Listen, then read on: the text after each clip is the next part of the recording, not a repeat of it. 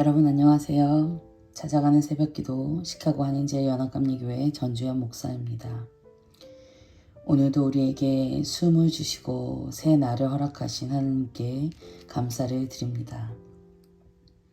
당연하지 않은 오늘 선물로 받아 안고 여러분의 삶이 또 누군가에게는 쉴 곳이 되고 선물이 되는 삶이기를 소망합니다. 오늘 우리에게 주시는 하나님의 말씀은 에스라서 4장 1절에서 5절 말씀입니다.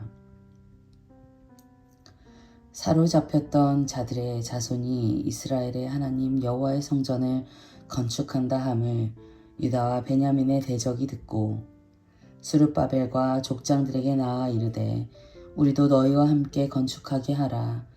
우리도 너희같이 너희 하나님을 찾노라. 아수르 왕 에살핫돈이 우리를 이리로 오게 한 날부터 우리가 하나님께 제사를 드리노라 하니 스룹바벨과 예수아와 기타 이스라엘 족장들이 이르되 우리 하나님의 성전을 건축하는데 너희는 우리와 상관이 없느니라.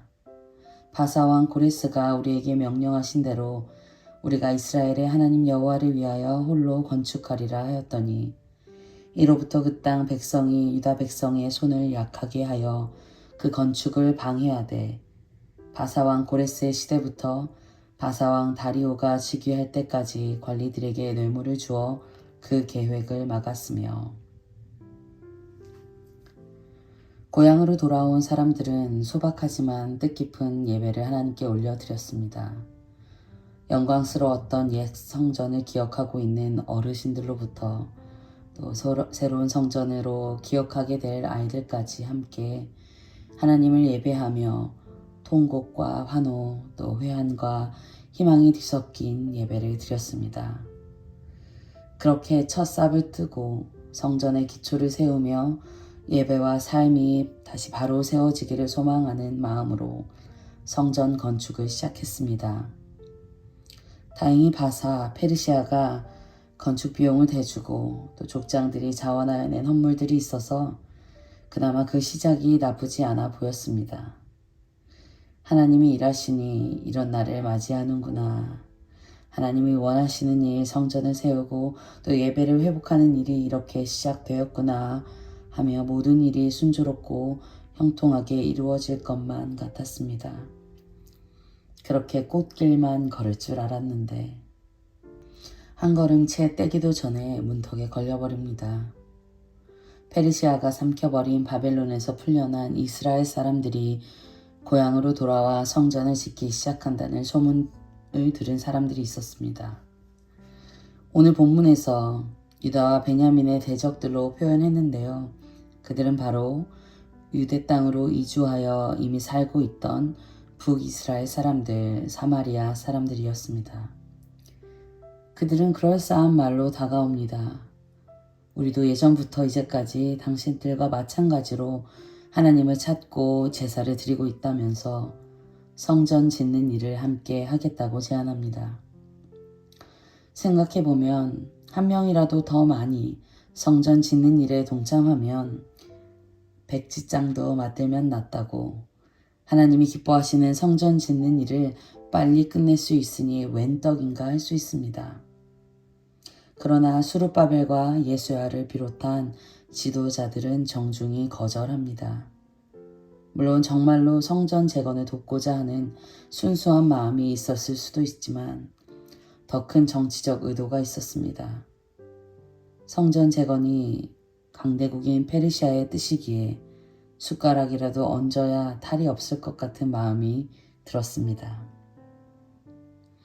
그렇게 손절된 사마리아 사람들은 태도를 바꾸더니 그때부터 방해가 일어납니다. 그리고 그 방해는 아주 치밀하고 공격적이고 교활했습니다. 여러분이 4장을 전체를 읽어보면 그 내용이 어떠한지 알 수 있습니다. 사람이 왜 이렇게까지 열심을 들여서 고소를 하고 공격을 하고 모함을 하고 방해를 하나 싶을 정도로 열심으로 앞길을 막았습니다. 꽃길이 아닌 진흙길을 걸어야 했죠. 그렇게 성전 건축은 지연되고도 지연되어서 약 15년에서 16년 정도가 걸렸습니다. 여러분, 이것은 단순히 눈에 보이는 성전을 건축하는 일만을 말하는 것은 아닙니다. 예배가 회복되고 또 그리스도의 성전인 우리가 세워지는 데는 얼만큼의 시간이 걸릴까요? 정답이 없습니다. 어쩌면 우리가 생각한 어느 만큼의 시간보다는 좀 더 걸리지 않을까요? 그리고 온전히 세워졌고 회복되었다고 생각하던 그때에 우리는 더욱 조심해야 합니다.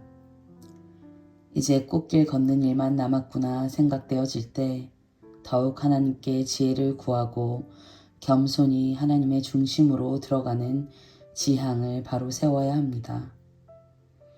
예배가 잘 세워지고 있다고 믿을 때 그 기준이 어디에 있나 잘 살펴야 합니다. 그리고 우리는 그 성전 짓는 일을 빨리 마치려고 하는 조바심이 들 수 있습니다. 그런데 그 일은 내 마음 좋자고 또 내 마음이 편하자고 하는 일이 아니잖아요. 꽃과 진흙이 좀 뒤섞이면 어떻겠습니까? 생각대로 또 기대했던 대로 상상한 것만큼의 눈에 보이는 변화가 없어 보이더라도 속도는 중요하지 않습니다. 우리의 지향이 올바른지 그것 먼저 살피면서 세워나가야 하는 것이 아닐까요? 그리고 그 길에서 우리가 아무리 하나님의 말씀에 따라 최선을 다해 순종한다고 해서 사람들이 다 지지해주지 않을 수 있습니다. 사람들이 언제나 박수쳐주지 않을 수 있습니다.